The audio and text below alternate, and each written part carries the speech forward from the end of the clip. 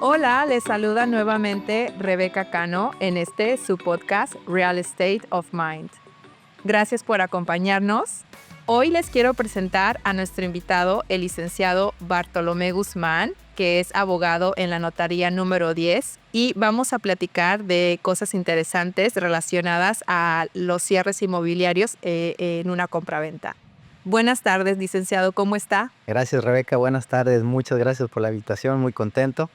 Me Qué siento muy bueno. feliz de poder estar aquí contigo, de compartirle algo a tu audiencia y de poder compartir un poquito ahí de la poquita experiencia que tenemos. De la poquita experiencia Sí, que tiene. siempre hay muchas cosas que aprender, que Que aprendemos a diario juntos, ¿no?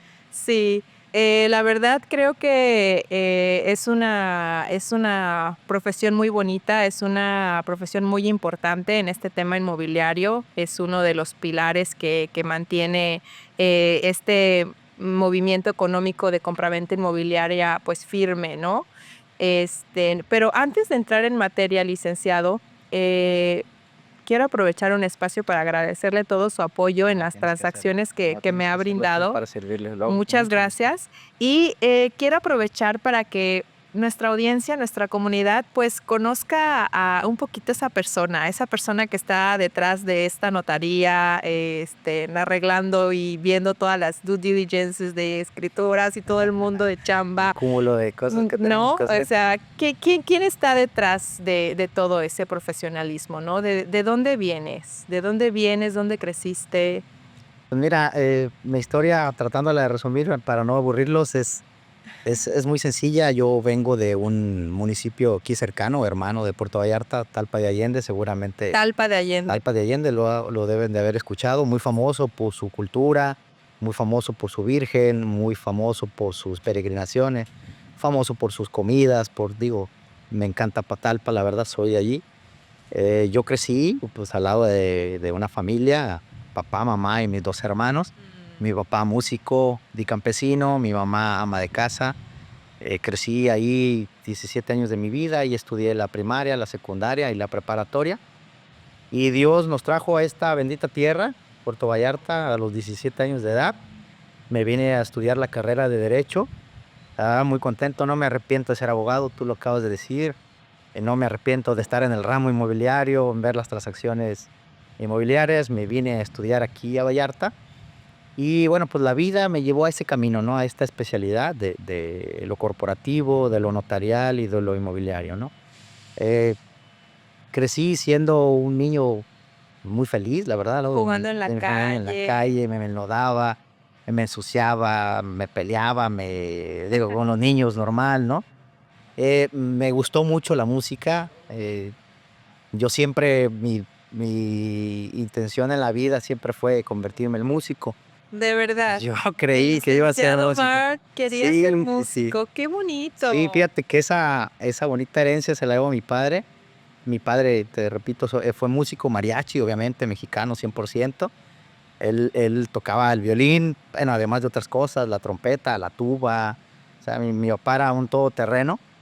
Y de mis 3 hermanos, de mis 2 hermanos, yo era el tercero, yo fui creo, un poco más cercano a él en la música, ¿no? Sí. Entonces, pues, yo era un niño que a los 8 años mi papá me llevaba a los conciertos, a las tocadas donde él estaba, y yo era un niño que a los 8 años empecé a cantar. No sé, yo recuerdo 8 años, mi mamá dice que desde los 5 yo empezaba a cantar. Total, eso, pues, forja la personalidad y eso, pues, aparte se agradece porque, pues, es música tradicional. Estoy orgulloso de ser mexicano, orgulloso de ser de Talpa y orgulloso de ser jalisciense. Entonces, Qué bonito. viví esa etapa de mi vida muy feliz. La verdad, no me arrepiento absolutamente de nada, no tengo nada que reprochar. Y entrando acá en materia, cuando me vine a los 17 años, era un chicuelo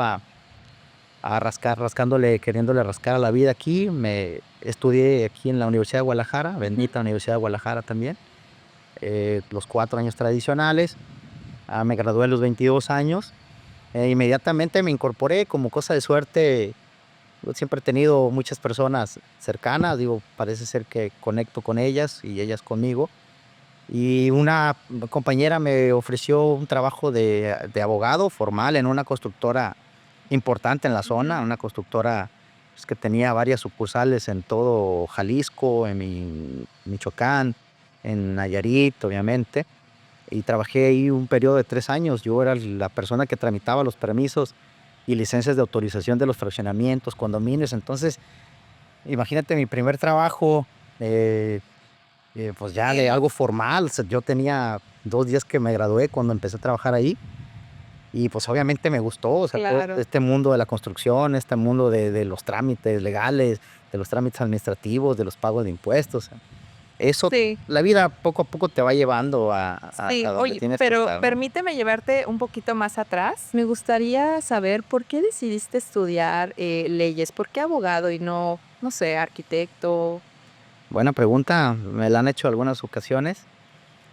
Bueno, el tema de estudiar derecho, me voy un poquito atrás. Comentaba yo de la ilusión que yo tenía de ser músico, porque yo veía a mi papá, pues hacerlo y lo hacía muy bien.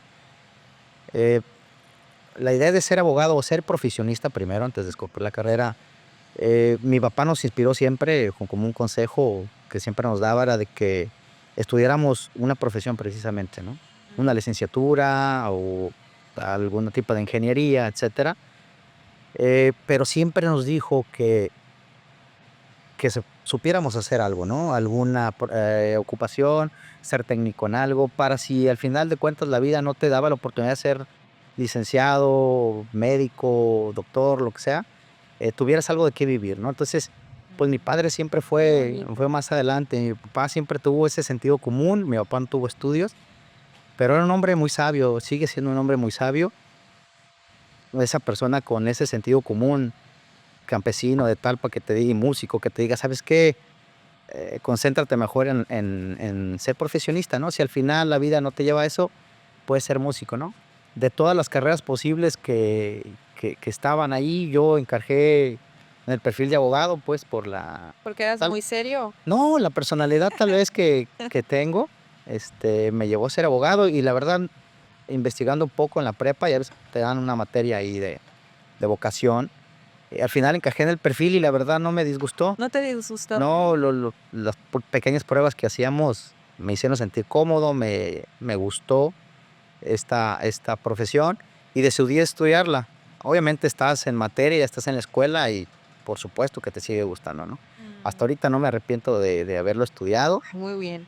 Nos ha dado mucho, sigo aprendiendo como profesionista, como persona, nos ha hecho excelente. La abogacía es buena, a veces mal tachada, pero yo sigo opinando que la profesión es noble, ¿no? La licenciatura es Sí, noble. Entonces, sí, creo que varias profesiones llegan a tener sus, como, sí, sus características son los estereotipan, ¿no? Estereotipan a las profesiones, sí. sí, sí. Y bueno, el derecho, los abogados, pues no se quedan atrás, ¿no? Sí, Pero tenemos esa oportunidad, ¿no? claro, De de mostrar cambiarlo, sí, tienes razón. la parte De darle un bonita. giro a la Sí. profesión, de que piensen de nosotros. Sí, porque en Hay que esencia es dignificarla. eso, en esencia es eso, ¿no? Es, aquí lo que interviene es la conciencia con la que ejerces esa profesión, Sí, siento, sí, sí, claro. Cualquier profesión, cualquier profesión. llevarla siempre de la mano con la cuestión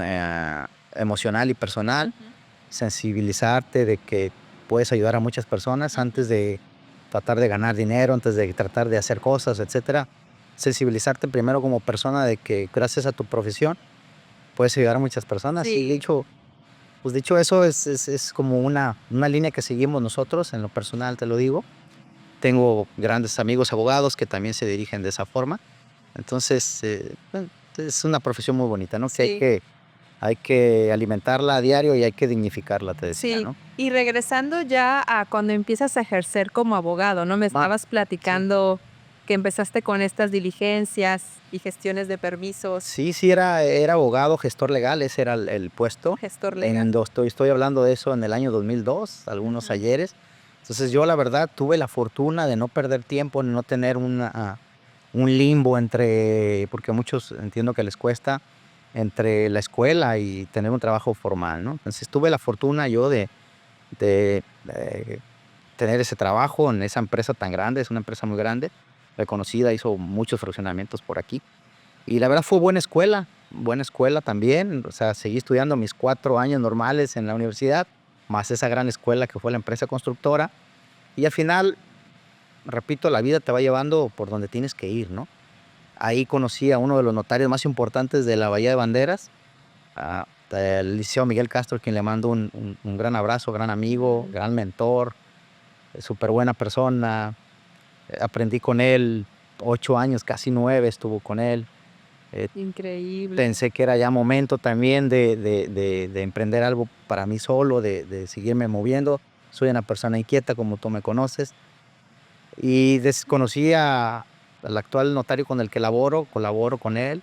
Nos apoyamos mutuamente. Mi gran amigo Guillermo Loza, que le mando un abrazo donde quiera que esté en estos momentos. Y aprendiendo juntos, es un notario joven. La notaría, como te comentaba, estamos en Nuevo Nayarit, estamos en Nuevo Vallarta.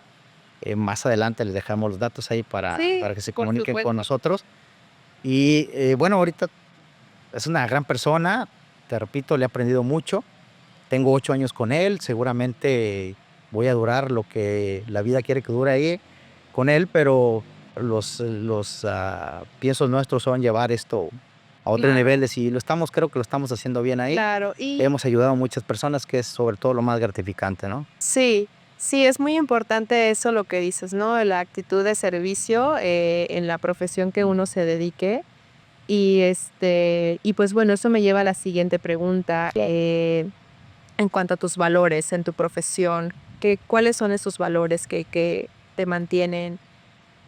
Sí, que nos mantienen firmes aquí pues en toda esta relación profesional y personal.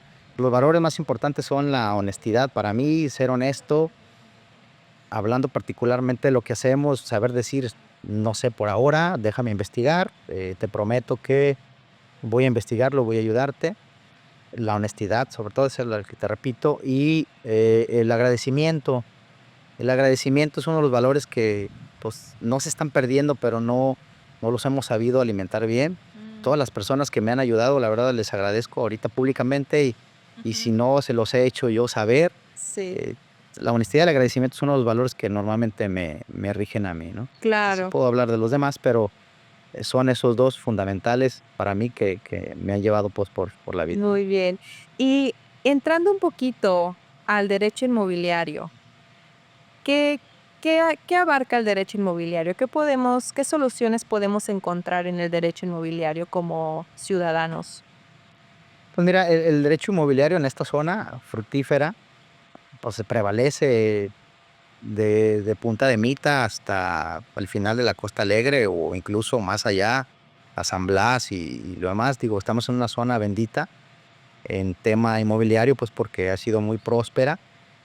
Como personas, bueno, pues tenemos que involucrarnos en ello y lo hacemos en determinada etapa de nuestra vida porque tarde o temprano queremos una casa, ¿no? Queremos un terrenito para construir, queremos tal vez dejarles algún patrimonio a nuestros hijos. Entonces el ramo inmobiliario tarde o temprano en la vida de cualquier persona se da, ¿no? A algunos les va mucho mejor, llegan a comprar 1, 2, 3 casas, otros logran hacerse de esa pequeña propiedad, pero pues sí es importante para cada persona hacerse de ese patrimonio a través de una transacción inmobiliaria. Claro. ¿Y nos puede platicar un poquito del proceso legal que involucra, una transacción de compraventa? Sí, claro, claro. Mira, nosotros una transacción inmobiliaria en general, típica, porque todas ellas tienen sus bemoles, todas ellas tienen sus peculiaridades. Nosotros lo hacemos identificado, digo nosotros en la oficina, como 4 etapas de una transacción inmobiliaria, ¿no? Una compraventa, un fideicomiso para extranjeros, que más adelante hablaremos de ello, pero son esas 4 etapas de la negociación o la venta, ¿no? Luego viene la etapa de la prefirma, le llamamos nosotros así coloquialmente. Luego la del día del cierre o firma. Y la otra, no menos importante, que es la posfirma, ¿no? Y voy a tratar de explicar cada una de ellas, si me permites. Sí, claro. La negociación o la venta de tu inmueble es cuando el vendedor decide transmitir su propiedad, ponerla en venta y cuando el comprador por fin encuentra lo que busca, ¿no? Esa etapa de negociación, ustedes como asesores inmobiliarios intervienen muchísimo en esa etapa. Eh, Esa es donde las partes se ponen de acuerdo en la cosa, en el precio, en la forma de pago. La pagamos a plazo, la pagamos a crédito, de contado, con muebles, inmuebles, con todo lo que traiga el terreno, ¿no? Entonces, esa etapa de negociación normalmente los involucra vendedor, comprador y asesores inmobiliarios, ¿sí? Una vez definidos todos esos temas, vamos a la segunda etapa, que es donde nos involucramos nosotros, que es la prefirma. Antes de pasar a ella, nada más quisiera mencionar que en esa etapa, no obstante, es muy íntima entre comprador y vendedor antes de acercarse a la notaría. Nosotros podemos incluso intervenir en ellas, nosotros las notarías o el personal que trabajamos en ella, para tratar de solventar las dudas desde esa primera etapa, ¿no? Dudas como, por ejemplo, Sí, por ejemplo, muchas personas no saben que puedes pagar con otro inmueble, por ejemplo, o sea, hasta qué límite puedes pagar en efectivo, o sea, desde la misma concepción de la transacción inmobiliaria pueden disolverse esas dudas, ¿sí? A través de ustedes, los asesores inmobiliarios, que son expertos a también. través de un poder. Pero a través, sí, claro, se puede utilizar un poder o no. Yo me tengo que ir a Cancún, me tengo que ir a Guadalajara. Ese tipo de cosas los puedes definir desde la primera etapa. Si no se llega a esa situación, bueno, van con nosotros a la prefirma, sí, claro, a la prefirma para la preparación, ahora sí, de los documentos necesarios para llevar a cabo la transacción. Pueden ser las ofertas, los contratos de promesa de venta, que los formatos de la ley antilavado, los formatos del dueño controlador, que más adelante, si gustas, platicamos un poco de eso, y donde le surtes al notario de toda la información y documentación importante para llevar a cabo la segunda etapa, que es la firma, ¿no? En esa segunda etapa de prefirma se hacen o se mandan a hacer avalúos, certificados de libertad de gravamen, predial, etcétera, que son esos requisitos legales previos para poder firmar. Y obviamente el gran contrato, que es tu escritura pública de compraventa o fideicomiso, ¿no? Se prepara esa serie de documentaciones, se recaba esa información y una vez hecho eso, se cita a las partes para la firma. Es el día de más algarabía, de mayor felicidad para las partes, porque uno recibe el precio, el otro recibe una casa o un terreno, ¿no? Entonces es el día más feliz para todos, aunque es un poco nervioso porque pues el vendedor está ansioso por recibir su dinero, el comprador por recibir su casita, emocionado.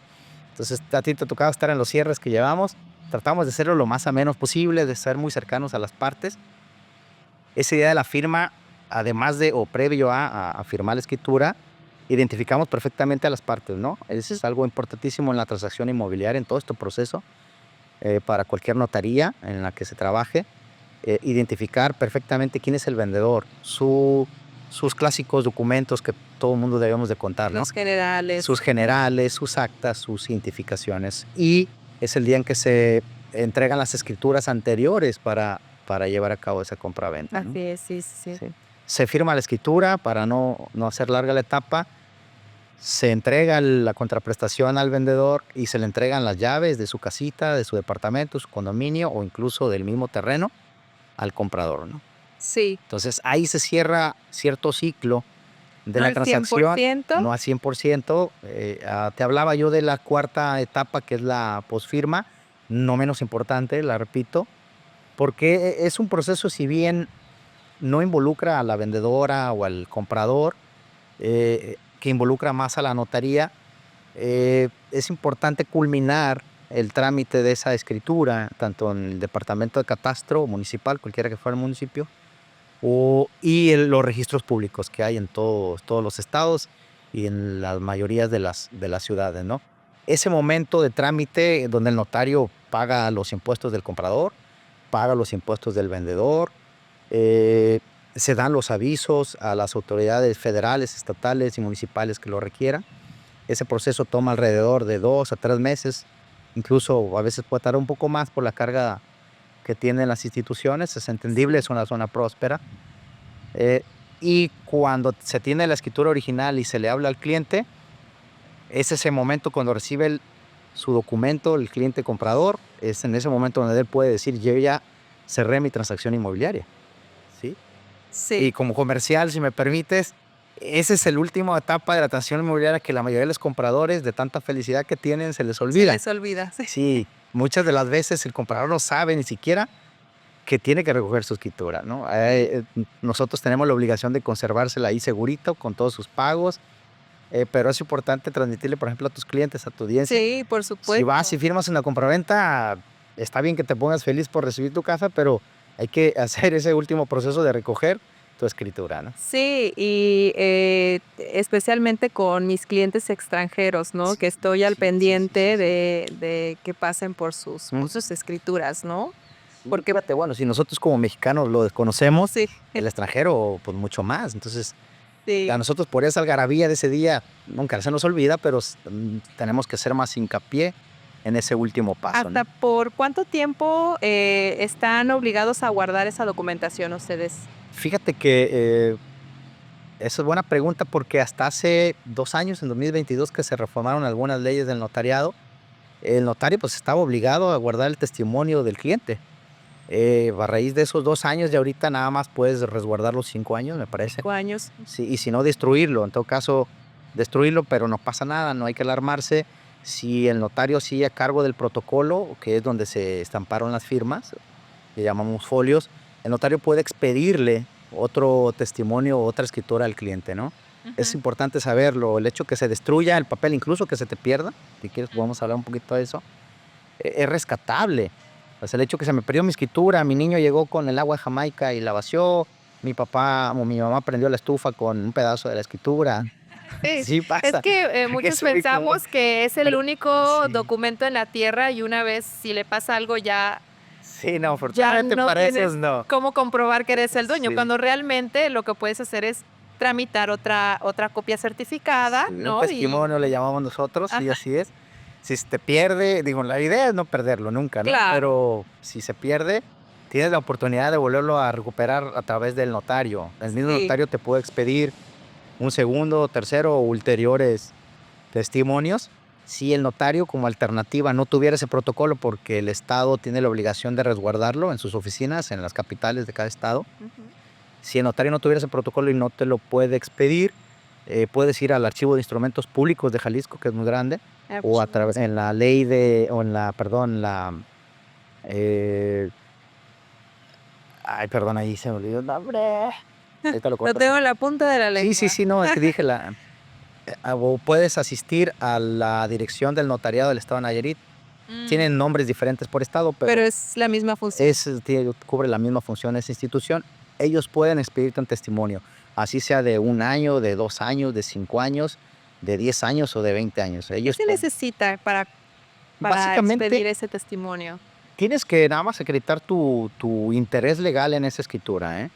El interés legal, bueno, primeramente ser tú el dueño de la propiedad en la que se consigna esa escritura para que te puedan expedir el Hay testimonio. un filtro de seguridad con huella digital, ¿no? Sí, lo hacemos nosotros en la parte del closing, digamos closing date o del cierre. eh, Esa parte de la identificación, te decía yo, sí, que no andé tal vez. Además de pedir su identificación, su firma autógrafa y otras medidas de seguridad que implementamos, ahorita está muy de moda lo de las huellas digitales. Hay un convenio por parte del Instituto Nacional Electoral o con todo el Colegio Nacional del Notariado y algunos colegios de los estados de notariales para prestar el servicio de las huellas digitales. Es decir, con ciertos aparatos, eh, pones tus dedos en ese aparato y te detecta las huellas digitales que están dadas de alta a nivel federal en el Instituto Mm, Nacional. Eso es importante. qué bien. Sí ha prevenido muchísimas contingencias, algún tipo de fraude, algún tipo de robo de identidad que están muy de moda. Más adelante, si quieres, hablamos, pero Sí, está es una medida de padrísimo. seguridad padrísima. Sí, Sí. cuando se Oye, implementó era muy raro, ya ves que no estábamos acostumbrados, pero qué bueno que llegó, ¿no? oye, entonces no es como difícil de imaginar que un día va a ser la No, lectura de retina, ¿no? para Para nada. firmar una compraventa, ¿te No, no, no, imaginas? no. No está descabellado, ¿eh? No está descabellado y estamos muy próximos a hacerlo. Es más, no nos vayamos tan lejos. Creo que No en el me SAT, digas. vas al SAT a darte de alta en el SAT, a sacar tu RFC, sacar tu Y firma ya te electrónica avanzada y ellos te toman ya el famoso iris o la toma de los ojos. Y entonces, oye, pues, por no ahí está de vamos. más, ¿eh? Sí. Fíjate qué buena hora que lo Es mencionas. que este tema de las contingencias, por así decirle, Sí, no, sí, sí, tienes sí, razón. pues una No situación estamos muy que lejanos. Y ojalá, digo, por seguridad para todos, ¿no? El que nada debe, nada teme. Comprador, sí, vendedor, se puede identificar de sí, todos los medios posibles y nosotros lo hacemos. Cualquier medio sí. posible que haya para indicar a una persona, Y qué lo mejor votamos. asesorados y acompañados de un abogado, ¿no? Sí, claro, claro, claro, claro. El personal de la notaría está especializado para eso. Sí, Hay cursos constantes de cómo identificar a las personas, de qué puntos atacar para evitar ese tipo de claro, situaciones, ¿no? De robo de identidad, de fraude, claro. etcétera. Licenciado, y espero no sonar muy redundante, pero en el aspecto, bueno, desde el punto de vista de un comprador, de alguien que está interesado en adquirir una propiedad, ¿qué puntos críticos nos puede recomendar eh, para, para tomar, bueno, quizá no tomar la decisión de comprar, pero sí tener en cuenta al momento de querer elegir una propiedad? ¿Qué aspectos legales importantes? No en profundidad, porque Ujú. pues no Sí, sí, somos son muchos. abogados, pero algo que nos pueda ayudar a, pues a tener en cuenta, ¿no? De que no solo porque tiene buen precio la voy a comprar. Sí, claro, claro, claro. Sí, mira, uno de las cuestiones críticas o que hay que identificar perfectamente en la transacción inmobiliaria es y de la identificación de la propiedad, ¿no? Que ésta esté libre de cargas o díganse gravámenes como hipotecas, embargos o algún otro tipo de delimitación al dominio. Eh, la verificación de que esa propiedad esté a nombre de quien dice ser, Ujú. de que esté regularizada con todos los pagos de impuestos y de que no esté invadida, ¿no? Son aspectos importantes a tomar, concentrarnos ahorita nada más en el simple objeto de la transacción o de la operación, Claro, son los aspectos legales a cuidar, pues, ¿no? más importantes. Sí, claro, y luego viene enseguida lo que hablamos de las identificaciones de las partes, ¿no? De Y vendedor y y comprador. fíjese, creo que pasa, frecuente el hecho de que a veces, cuando compramos una propiedad a través de un crédito hipotecario y terminamos de pagar el crédito hipotecario, muchas veces nos vamos con la idea de que el hecho de haber dado el último pago a mi crédito hipotecario ya liquidé mi deuda, ¿no? Entonces Mm. pasa un año y ya quiero vender, y yo ya liquidé mi deuda, ¿no? Sí, es muy común, es muy Entonces común eso, que me mencionas. ¿Te refieres a la cancelación de la hipoteca sí. o a la cancelación del gravamen? Sí, es un tema muy recurrente. Eso es Qué importante, bueno ¿no? que tocas el tema. Normalmente se nos olvida por los quehaceres diarios. Digo, estás tan concentrado en pagar tu crédito quincenal o mensualmente, que cuando llega ese momento o último de pago, se te olvidó que la notaría te dijo, o el mismo banco, o el Infonavit, o el Fobiste te mencionó que había que celebrar y llevar a cabo ese acto jurídico de cancelación, Acto jurídico de de una cancelación cancelación. de hipotecas. Y así tal cual se llama, cancelación de hipoteca, es una escritura nueva, no genera impuestos más que unos simples derechos y unos trámites administrativos que deben de llevarse a cabo ante el banco, obviamente, o el acreedor hipotecario, Infonavit y Fobiste, ¿no? Entonces sí, sí, muchas Y es personas lo olvidan, llegan con nosotros, ya tengo listo para vender mi propiedad, aquí estamos vendedor, el comprador, predial, todo aquí está el predial está. todo y pues revisa si en la misma escritura se consigna el crédito. Oye, sí, ¿me puedes facilitar la cancelación de hipoteca? ¿Qué es cancelación de hipoteca? Si yo ya la pagué, aquí está mi último pago. Bueno, es un procedimiento que tienes que acercarte al banco, el banco lo tiene bien establecido, es muy simple, la verdad, muy, muy simple. Sí, platíquenos para Sí, bueno, aclarar haces ese esto. último pago, eh, contactas a cualquier ejecutivo de tu banco, a cualquier sucursal y solicitas una carta saldo para verificar que en efecto si hayas pagado. Y una vez que esta esté lista, es un trámite muy sencillo, solicitas a ese mismo banco dirija una carta de instrucción de cancelación de hipoteca a un notario público que la elabore, ¿no? El notario con esa instrucción es una carta, tiene que elaborar la escritura de cancelación, recabar firma de los apoderados legales del Ujú. banco y tramitarla simplemente en el registro público, ¿no? Te repito, no genera impuestos, no genera ningún otro tipo de carga adicional más que la simple anotación en el registro público de que esa hipoteca ya se canceló. Y los traspasos. Uy, qué buen tema, qué buen tema. Pues mira, predominaba mucho en la zona, sigue habiendo, obviamente hay que decirlo con todas sus letras, no se recomiendan, yo creo que nadie lo va a recomendar. Se daban en antaño, pues, por muchas veces por el desconocimiento de las personas. Digo, ahorita hay mucha información al respecto, pero los famosos traspasos eran muy simples, ¿no? Rebeca Cano me vende una vivienda hipotecada, solicitó su crédito en cualquier banco, así llamémoslos cualquier banco, y me la vende a mí, ¿sí? La propiedad vale 500,000 pesos y Rebeca tiene una deuda de 300,000. Yo como comprador quiero asumir esa deuda en lugar tuyo y te doy a ti el remanente de los 200,000 pesos, sacando las cuentas en el ejemplo, ¿no? Sin embargo, no se acaba de concluir esas 4 etapas de las que hablamos en la transacción inmobiliaria porque pues nunca hay una escritura para eso. Obviamente hay un acreedor que se va a oponer a ese traspaso porque él es preferente a cualquier transmisión y es preferente al pago de su hipoteca antes de que la vendas, ¿no? Claro. Entonces, comúnmente lo hacían de manera económica o de manera doméstica, llamémoslo así, que te doy yo el remanente y yo me quedo con tu deuda. Tú, ante el banco, Rebeca Cano es la acreedora, es la acreditante, La discúlpame. acreditante. Tú eres la acreditante de la deudora y el banco obviamente va sobre tu patrimonio, sobre la misma vivienda. Entonces, no es recomendable incluso para las dos partes, Oco, ¿eh? Muchos se concentran en que no es recomendable para el comprador, pero también el vendedor tiene ciertos riesgos ahí, ¿no? Si ese comprador se le olvidó pagar la hipoteca o no pudo hacerlo al banco acreedor, pues hay consecuencias legales para quien vendió, ¿no? Que tiene problemas en el buró de crédito para sacar otro préstamo, incluso la escritura siempre va a estar a tu nombre. El comprador, pues imagínate los riesgos que tiene, ¿no? Si algo le llega a pasar al vendedor o incluso promover una segunda venta del inmueble. Hay demasiado riesgo y hay mucho en juego, pues. Entonces, Claro.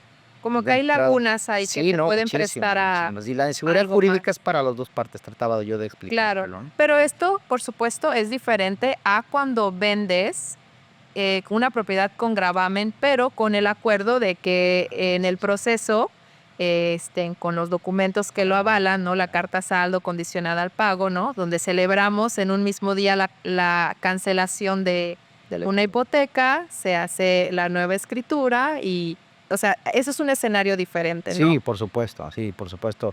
Lo que llamábamos traspasos era la forma doméstica o la forma tradicional que se hacía, pero tienes razón, existe la posibilidad de llevar a cabo esa transacción inmobiliaria, aún teniendo el gravamen la propiedad, con el consentimiento, obviamente, del acreedor, ¿no? Claro. Avisas al acreedor hipotecario, banco, Infonavit o Fobiste, el que sea el que haya prestado el crédito para el vendedor. Bancario. Avisas que va a ocurrir esa situación, pides una carta saldo para que incluso el mismo comprador sepa cuál es la deuda real ante la institución y se puede celebrar la cancelación en el mismo acto de la compraventa o transmisión de la propiedad, ¿no? A través de la carta saldo, bien lo mencionabas, condicionada al pago, se hace el mismo procedimiento de la transacción inmobiliaria que explicamos, pero se manda previo al closing o al cierre la verificación al banco junto con el proyecto de escritura y su carta de instrucción para que autorice la cancelación, ¿no? El banco, ese día del cierre, se le paga al banco, se hace una transferencia electrónica, ya sea por parte del mismo comprador o incluso el mismo vendedor con sus propios recursos paga, y ese es el momento en el que se cierra ya la cancelación, pasa libre de gravamen al nuevo adquirente y se puede llevar a cabo. Sí, claro, pero teniendo en cuenta o tomando en cuenta al acreedor, ¿no? Claro. Y con el consentimiento y esos documentos legales que se necesitan. Claro. Qué buena observación esa. Es que me encanta. Sí, bueno, pero sí es muy común, es muy común. Sí, Me encanta. Sí, lo hacemos casi a diario es algo muy común, hay ciertos requisitos que cumplir, pero es posible llevar a cabo, ¿no? Es que para mí son esos detalles delicados e importantes que nos ayudan a hacer también nuestro trabajo y a mejorar como asesores inmobiliarios, porque yo sé que en nuestra comunidad tenemos muchas áreas de oportunidad, ¿no? Y cuando nos importa investigar, prepararnos, saber un poquito más para poder guiar bien a nuestros clientes, Creo que también eso hace, no creo, o sea, siento que hace la diferencia, ¿no? Por supuesto. El saber un poquito del proceso de principio a fin, porque al final del día están ustedes los profesionales en la materia, ¿no? Que verifican, certifican y pueden lograr que el proceso se lleve de una manera limpia, de una manera legal, de una manera bonita, ¿no? Pero también está en nosotros tener la Claro. responsabilidad de saber, ¿no? De qué se trata todo esto, ¿no? Así es. Así es. No, sí, son una parte fundamental ustedes, pues, en todas las etapas de la transacción. Incluso saber eso y recomendarle eso a los clientes, reforzado con los especialistas, o con el notario, con los profesionales que nos dedicamos a eso, para llevar a cabo la transacción feliz, ¿no? Es importante saberlo. Sí, y ¿nos puede platicar de algunas diligencias que pueda llevar a cabo el comprador? Sí, sí, sí, sí. Además de las que la propia notaría realiza, cualquier comprador, fíjate que puede realizar el famoso due diligence de una propiedad que quiere comprar, ya sea terreno, ya sea casa, un condominio, un departamentito. Cualquier comprador lo puede hacer porque las instituciones gubernamentales como el registro público y el catastro son públicos. Y como Ujú. su nombre los dicen, son públicos. Cualquier persona puede ir a solicitar un certificado de libertad de gravamen para ver si la propiedad, con ese documento acreditas que está a nombre de quien dice ser y si no tiene ninguna otra hipoteca, gravamen o embargo, ¿no? O Ujú. limitación incluso del dominio. Puedes tú como comprador ir al mismo departamento de catastro a solicitar un historial catastral. Del historial catastral no te dice otra cosa más que cuántos transmisiones ha tenido en los últimos años el inmueble, Claro, a quién perteneció, claro. cuántos metros cuadrados tiene, Ujú. cuántos de construcción, cuántos de terreno. Te dicen muchas cosas esos documentos que el comprador puede hacer, ¿no? Y que no son exclusivamente para un trámite notarial. Sin embargo, bueno, siempre es bueno acercarte para que alguien te aconseje, ¿no? Una de las diligencias que a mí me gusta mucho recomendar, Ujú. que no son propiamente de tipo legal, son las diligencias de campo. Yo les llamo de campo. Son curiosas. Diligencias de campo. Sí, son diligencias de campo, yo le llamo porque el mismo comprador puede ir a la propiedad que le están ofreciendo junto con el mismo vendedor a verificar que sí sea la casa que le están ofreciendo, ¿no? Normalmente sucede, las ven en fotos, pero cuando llegas físicamente al lugar, pues no es una casa de 2 pisos que tú creías que era, ¿no? Entonces, esas diligencias de campo te dicen, además de que si está libre de ocupantes, si está libre de arrendatarios, si no está invadida incluso, pues, ilegalmente, y que esa misma diligencia te dice si corresponde a los metros cuadrados. Tú mismo te puedes dar una idea si mide 500 o mide 50 metros cuadrados, una Claro. gran diferencia. Y esa investigación tú propiamente la puedes hacer, es una diligencia que libremente hacer. Yo la recomiendo normalmente, incluso, o sea, está chistoso porque un vecino te puede decir, ¿sabes qué? Esa propiedad está invadida, esa propiedad tiene problemas. Mm. Digo, puede parecer a lo mejor chisme, pero es una diligencia válida cuando estás hablando de tu patrimonio, ¿no? Que un comprador Claro. tiene todo, por supuesto, todo el derecho de hacerlo, ¿no? Sin violar la privacidad del vendedor ni de los vecinos, etcétera. Pero son diligencias de campo que puedes Claro. tú hacer. ¿Alguna anécdota que nos pueda compartir? De transacciones inmobiliarias, Sí, algo, pues hay alguna son un episodio de muchísimas. novela Sí, bueno, estoy haciendo memoria y que sirva, o sea, sí, sí, bueno, mira, para hablando de esa informar. diligencia de campo, hace algunos años íbamos a celebrar una transacción inmobiliaria en la cual ya un comprador había contactado directamente al vendedor, a quien decía ser el vendedor.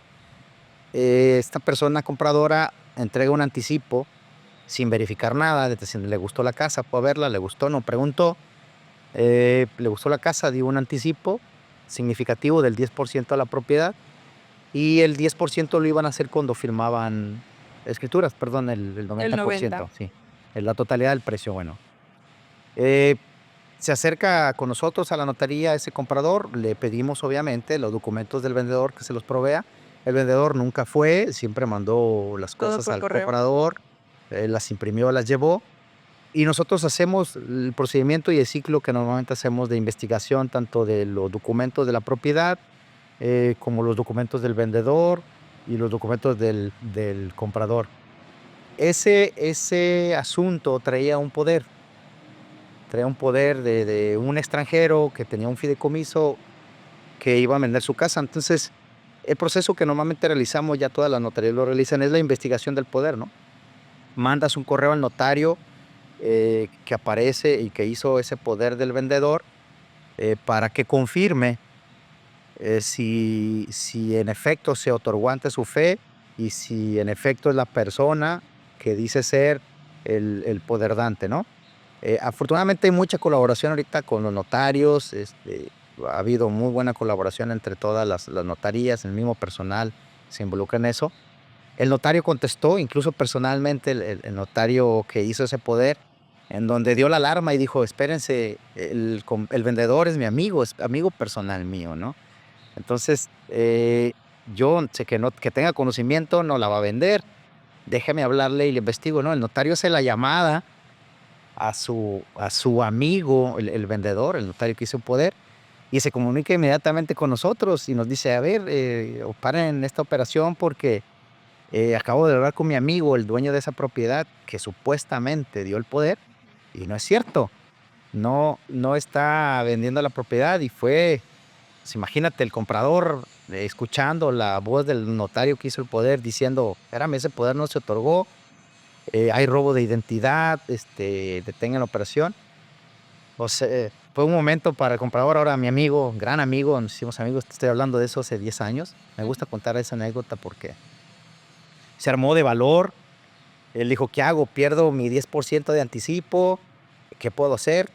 Tuvo todo el apoyo de nosotros, por supuesto, del otro notario, y en este caso levantó la denuncia con la autoridad correspondiente. Ese apoyo llegó inmediatamente, se quedaron de ver en 2 días, algo novelesco, sí, para no hacértelo tan grande. Como de una película, llega la policía investigadora o el Ministerio Público en ese entonces, se disfrazan de personas físicas, ¿Cómo están en la azotea de la casa. crees? El comprador cita al vendedor en la misma propiedad, armado de valor, queriendo recuperar su poquito patrimonio. Y en ese momento es donde se da el delito infraganti, pues, ese momento donde él entrega ese 90% en la casa sin firmar ningún documento legal, porque también a veces se pecaba de eso, de entregar todo el dinero sin ningún Sí, documento legal. estamos hablando de hace 10 años. Sí, no, bueno, ya no Más o debería menos. suceder, pero ahora sigue sucediendo. En aquel entonces llega la policía, interrumpe la negociación y agarran al chavo apoderado que dice ser el propietario, ¿no? Entonces, es una historia de terror con un final feliz. Claro. Obviamente, mi amigo está súper agradecido con el equipo, con nosotros, con la misma autoridad que no permitió ese fraude, que no permitió ese robo de identidad, porque iban a haber 2 personas perjudicadas, ¿no? Sí, Incluso, sí, hasta nosotros como notaría y el otro notario que supuestamente usó el poder. Entonces, son historias de terror que pueden tener un final feliz si eres bien asesorado. Entonces, el claro. mensaje es ese due diligence que se hizo en la investigación tanto de la propiedad como de los poderes y de la identificación de las personas, el que permitió que no pasara a mayores, una tragedia, imagínate. Era su primer casa de nuestro cliente, ahora amigo. Entonces, hubiera sido un hecho traumático, pues, y para él, ¿no? Claro, entonces, retomando un poquito, uno de los aspectos importantes que Ujú. podemos considerar en la compraventa de una propiedad es revisar si tiene algún adeudo o el historial que ha tenido esa propiedad. Ujú, sí, el historial catastral. Verificar, obviamente, lo que platicabas, ¿no? De esta inspección ocular, ¿no? Que Sí, la coincida inspección de campo, le la llamo yo. ándale, sí. ¿Y algún otro consejo a considerar o Para los compradores, para los pues, compradores? simplemente eso, ¿no? O sea, confiar en las personas que sí te pueden ayudar, acercarte a las que sí deberías de acercarte, ¿no? Es simplemente eso. Claro. Ujú. Y, yendo un poquito al tema de los impuestos. Tararara. Tararán. ¿Qué Que a nadie nos impuestos? gusta, pero son ineludibles. Y tenemos que Sí, conocerlos, claro, por supuesto. ¿no? ¿Qué tipo de impuestos o cuáles son los impuestos que se involucran en la compraventa para un vendedor y para un comprador? Son impuestos, ya establecidos en las leyes de cada, pues, municipio, estado y federación. Se separan normalmente por las partes. Hablando específicamente del vendedor, se trata del impuesto sobre la renta por enajenación. Ese impuesto no es más que un impuesto que grava la ganancia o la utilidad del vendedor. Y voy a tratar de ejemplificarlo. Ese impuesto sobre la renta es cuando un vendedor, ahora vendedor, antes comprador, adquiere una propiedad en $1,000,000, ¿no? Y por el paso del tiempo, la plusvalía que tiene el inmueble, llega a tener una ganancia al momento de la venta. Digamos que obtuvo una ganancia de $500,000 para seguir con el ejemplo. Esos $500,000 representan una utilidad. Ese vendedor está obligado a pagar el impuesto. Los notarios y notarías están obligadas a hacer el cálculo de ese impuesto, de retenerlo y de enterarlo directamente a la tesorería de la federación y de los estados, porque involucra a ambas partes, ¿no? Entonces el impuesto sobre la renta lo paga el vendedor y se determina en base a la ganancia. Y eso lo calcula un notario. Sí, eso lo calculamos, todas las notarías lo tienen que calcular, hay abogados especializados para eso y hay incluso contadores que apoyan al notario para hacer ese tipo de cálculo. Claro. ¿Sí? Los otros impuestos que se pagan por parte del comprador son los impuestos sobre adquisición de bienes. En Jalisco se llama impuesto sobre transmisión patrimonial, en Nayarit se llama impuesto sobre adquisición de bienes inmuebles. Varía los porcentajes, varía la tasa aplicada a cada municipio y a cada transacción, pero oscila entre el 2 y el 3% del valor de las propiedades. Entonces es un impuesto municipal que todo adquirente paga. Es municipal, ¿sí? Y luego vienen otro tipo de gastos que ya no son impuestos, como son los derechos de registro público, es el pago del avalúo, el pago de los certificados, el libre gravamen, de predial, etcétera. Seguimos con la parte... Con la parte del comprador. Del comprador. Sí, entonces el comprador, volviendo a repetir, es ISABI o impuesto sobre transmisión patrimonial, son los derechos de registro y los gastos de avalúo y demás certificados. Esos son los gastos que comúnmente cubren que tiene que cubrir el comprador. Existe otro, para mencionarlo y no dejarlo fuera, que también podría pagar el comprador, que es el impuesto sobre adquisición, impuesto sobre la renta por adquisición. Ese es el nombre real. Es cuando tú compras una propiedad, el menor precio de su avalúo. Volviendo al ejemplo del $1,000,000, ese es el precio establecido con el vendedor, pero... El precio comercial. Es el precio comercial, bueno, es el precio que tú le das a la propiedad. Ajá, y tenemos... un avalúo. El avalúo... Que es un requisito ineludible en cualquier transacción inmobiliaria, que puede ser avalúo catastral o avalúo bancario, si es por crédito, pero que está más alto que el precio que pactamos, ¿no? Sí, tú conseguiste esa buena oportunidad que te costó $1,000,000 o $1, pero el avalúo está en $2 o $2,000,000, ¿no? Entonces, claro. Es ahí cuando se aplica el impuesto sobre la renta por adquisición.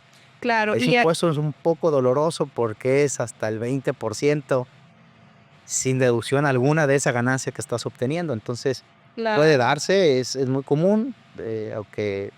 En los remates bancarios, ¿no? Por supuesto. Que a veces me consultan de que, oye, esta propiedad está súper buen precio y la ves y dices, oye, pero... a ver, y te pones a investigar y no es fraude, es simplemente un remate bancario, pero pues yo les comento a mis clientes, nada más acércate con un notario para que te hagan un cálculo de los impuestos, porque ahí quizá vas a sentir un poquito más, ¿no? El golpe. Porque te decía yo de lo doloroso que es el impuesto, pues existe y hay que pagarse porque a veces, pues sí es costeable, ¿no? Una propiedad, la mitad de su valor real, pues puede ser una buena inversión, nada más no hay que olvidar que ese impuesto se detona. Sí. Tú estás comprando muy barato un impuesto cuyo valor es más alto. Sí. Es como que si te sacaste la lotería. Cuando te sacas la lotería, pagas ese mismo porcentaje del 20%. Sí. Entonces es doloroso, pero pues es muy provechoso. Y en este caso, a diferencia del ISR por enajenación, el de adquisición, ¿aquí hay alguna estrategia para deducir algo o...? No, desafortunadamente no. La ley no prevé nada. Es sin deducción alguna. Es el 20% para mexicanos y hace un par de años subió para el extranjero el 25%. Entonces, no hay deducciones, ¿no? Es Ujú. una matemática simple, a diferencia del ISR por enajenación. El ISR por adquisición es una matemática simple. Reduces el precio el valor de la avalúa al precio de operación y sacas el 20%. Sí, Entonces ahí no hay otra cosa que hacer, hay que pagarlo. sí. Y en cuanto al comprador, serían los impuestos que podemos mencionar, ¿verdad? Sí, es correcto. Tal vez vamos a mencionar, si quieres, el del IVA muy rápidamente, Ah, que claro, puede para detonar el IVA. los Sí, comercios. sí, para los comercios, los locales comerciales o incluso lotes industriales o terrenos en los cuales no se vaya a construir una vivienda, está grabada la construcción solamente de IVA. Ujú. Tú sabes que la tasa del IVA es el 16%, Sí, no del valor total del precio. Ahí puede haber una confusión. El 16% es solamente para el valor de la construcción, ¿no? Entonces, claro. tienes que separar al momento de tu transacción, comprador y Terreno y vendedor, construcción. terreno y construcción. Si esta no se lleva a cabo como comúnmente es el valor del avalúo el que determina cuánto pagar de IVA, ¿no? Entonces, también es doloroso pagar el 16% del valor de la construcción, ya ni siquiera de la ganancia, de la construcción, Sí, pero también debe de pagarse, ¿no? claro. Y ¿Quién hace ese cálculo, licenciado, del quién separa esos valores? bueno, determinamos o se determina ese impuesto por el acuerdo de las partes de separar el terreno y la construcción, te decía. Si se vende como un todo, yo te lo vendo en un peso, bueno, el mismo avalúo te da referencias para que puedas determinar cuál es el valor real de la construcción y cuál es el valor del terreno en esa transacción. Lo determinas y sacas el 16% del Claro. IVA. ¿Ese cálculo también lo hace la notaría? Sí, el notario es el responsable de calcular, de retener y de enterar ese Y de impuesto enterar, también, ujú, ¿sí? declarar. Hecha salvedad ahí de las sociedades, de una sociedad que vende un local comercial, por ejemplo, ellos están obligados a retener el IVA del comprador y ellos los enteran, ¿eh? Entonces, eso es importante saberlo. El notario te calcula solamente el IVA entre personas físicas, sí, pero Ah, si okey. es una persona moral o empresa la que vende ese local comercial, ellos te deben de retener el impuesto, ellos deben de enterarlo a la federación y ellos deben de darte una constancia de retención de ese impuesto, ¿no? Ah, O el muy bien. famoso CFDI ahora tan famoso, ¿no? El CFDI, Así sí. es. Y pasando a la parte vendedora. Y entonces, bueno, sin sonar tan redundante, en la Ujú. parte del vendedor, ¿qué Ujú. impuestos están asociados a la parte vendedora? Ok, el vendedor tiene la carga principal es el impuesto sobre la renta por enajenación, contemplado en ley, eh, que no es otra cosa más que el impuesto sobre la ganancia o Ujú. el impuesto sobre la utilidad que tú tuviste. Es decir, compraste hace 10 años en un peso, ahora vendes en 3 pesos. A lo largo de los años obtuviste esa ganancia, tú tienes que pagar un impuesto. La tasa varía, por supuesto. La regla general del impuesto sobre la renta por enajenación es de que el que más gana, más paga, ¿no? Mm, Entonces, hasta un tope, vamos desde el 1% hasta el 35%, dependiendo el tipo de ganancia que obtuviste, ¿no? No es lo mismo ganar un peso, no es lo mismo ganar 2 pesos. ujú. Eh, Determina esa ganancia la tasa que se va a aplicar para el cobro de tu impuesto, ¿no? Claro, que es algo que ustedes, Ya también calculamos, sí, calculan ya en se base a un calculó, sí. tabulador o En base al tabulador, a ciertos índices nacionales que la misma autoridad nos proveen a través del periódico, del Diario Oficial de la Federación y los periódicos oficiales. Esos índices se hace, el cálculo es algo complejo, la verdad, el cálculo sí. sobre de impuesto sobre la renta, pero bueno, básicamente ese es el sentido del impuesto. Ganas por la venta de una propiedad, pagas un impuesto, ¿no? Aún así, si mi propiedad hoy por hoy, cueste menos de $1,000,000 de pesos. Sí, sí, sí, si tú adquiriste esa propiedad y ha sucedido en escrituras como las de Coret que te ponen 1,000, 2,000 pesos que te costó el terreno, ahora la vendes en 1,000,000 de pesos, la ganancia siempre se va a involucrar, ¿no? Ujú. Si la obtuviste, porque lo determina tu precio de adquisición y lo determina el precio de la venta, tienes que pagar ese porcentaje de impuestos sobre la renta por enajenación. Claro, había comprendido que si la propiedad, valía menos de 700,000 UDIs, ese impuesto se pudiese exentar. Ah, okey, bueno, nos referimos en ese caso a la exención del impuesto sobre la renta en general. Extensión, perdón. Sí, esa exención del impuesto sobre la renta, tenemos derecho cualquier persona mexicana, incluso ya los extranjeros, si Sí, esa es gustas, mi otra pregunta también. eso si quieres lo tocamos Sí. por separado, pero bueno, los mexicanos tenemos derecho a exentar nuestra casa habitación, donde vivimos, donde vive mi familia, mis hijos, mis padres. eh, si es la única propiedad que tengo, o si tuviera varias, no importa, tengo derecho a exentar donde yo vivo, ¿sí? La exención abarca hasta las 700,000 UDIs. Actualmente la UDIs oscila entre los 7.5, 7.6 pesos por cada UDI.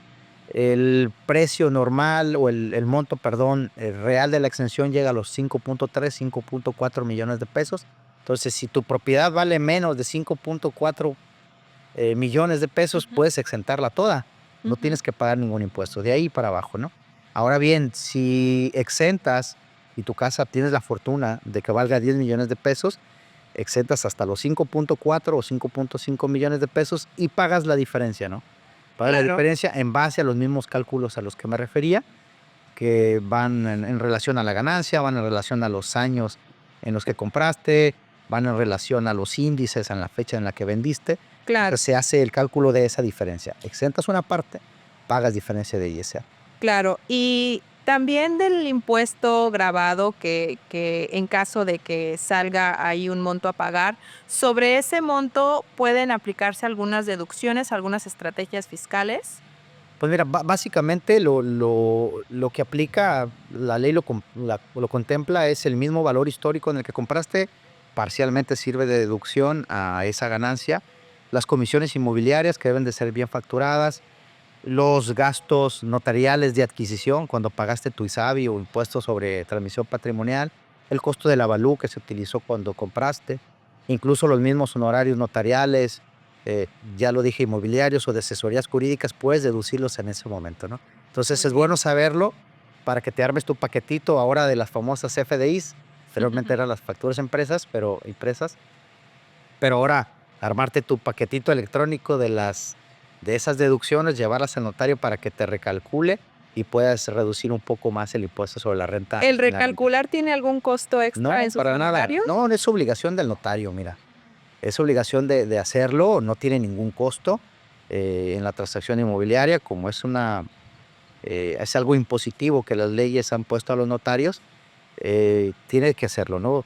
Obviamente él te va a asesorar desde un principio y te va a decir, oye, tienes estos FDIs, tienes estas facturas, podemos deducirlas en tu cálculo de impuesto a la renta, no tiene ningún costo. ¿Y cómo influye cuando estamos casados por régimen, separados o régimen, conyugal? ¿Ayuda, no ayuda? Pues mira, una de las ventajas de estar casados es de que la exención es por contribuyente, volviendo al tema de la exención. Eh, Cada contribuyente tenemos derecho a exentar hasta 5.4 o 5.5 millones de pesos. Entonces, si Rebeca Cano tiene una propiedad de 10 millones de pesos y está casada, su esposo es el propietario también, ambos pueden solicitar la exención del impuesto de la renta. Pero Entonces, Rebeca compró la casa cuando estaba soltera. bueno, entonces ahí la circunstancia cambia porque como es de única y exclusiva propiedad de Rebeca Cano, no, no debería de intervenir el esposo, ¿no? Ujú. Recuerda que son propios de cada cónyuge los bienes que hubieran adquirido previo al matrimonio.